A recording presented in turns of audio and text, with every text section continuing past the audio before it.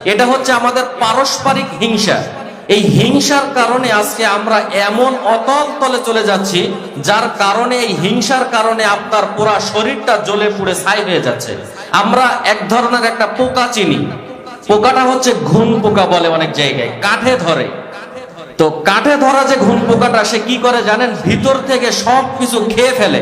তো বাহির থেকে ওটা এমন ভাবে দেখা যায় যে এটা একদম পরিপুক্ত রয়েছে, এখনো শক্ত রয়েছে।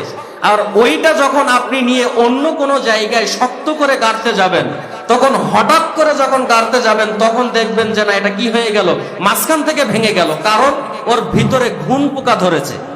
তো ঘুন পোকা ধরার আপনি বুঝবেন কিভাবে? যখন ওটাকে দিয়ে শক্ত করে চাপ দিবেন, তখন মাঝখান থেকে ভেঙে যাওয়ার পরে দেখবেন ওখান থেকে একটা টুকলা বা একটা মাটির দলা বের হবে, তার মধ্যে হাজারো পোকা।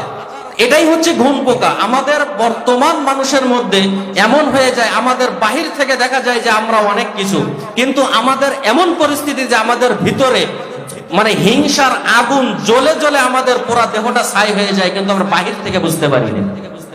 এই জন্য আমাদেরকে এই কাজটাই করতে হবে যে আল্লাহ নবী সাল্লাল্লাহু আলাইহি ওয়াসাল্লাম বলছেন যে তোমার অন্য ভাইয়ের জন্য তুমি যা পছন্দ করো, তোমার জন্য তাই পছন্দ করতে হবে।